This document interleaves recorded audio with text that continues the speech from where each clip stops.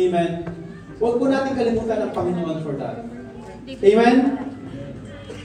Resting in God and finding time in presence will allow us to learn from Him and truly love Him.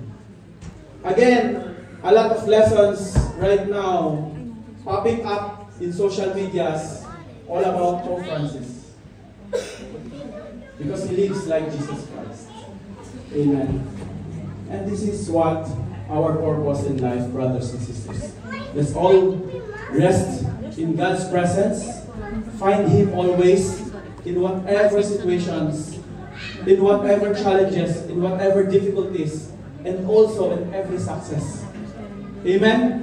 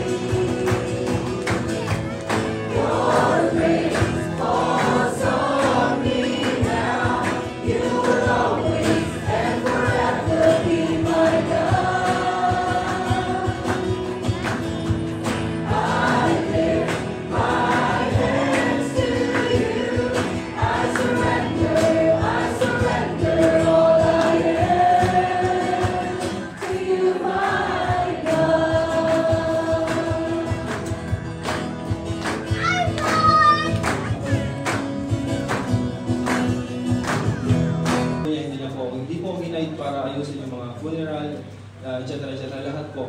So I surrender to God everything. Praise God po. Naayos po lahat ng expenses, funeral, hindi ko na out of community may nagbigay po sa akin ng Bible. Then I started to read the Bible. And then hindi ko pa alam paano basahin. So nag-pray ulit ako, so sino magtuturo sa akin.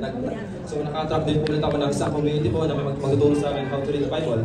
And then praise God, ginagawa ko siya everyday hanggang sa na-attract ko na rin po yung isang community na nagpabago po talaga sa buhay ko. Nag-join po sa isang community na ako naman muna na nakatulong din sa akin to know myself.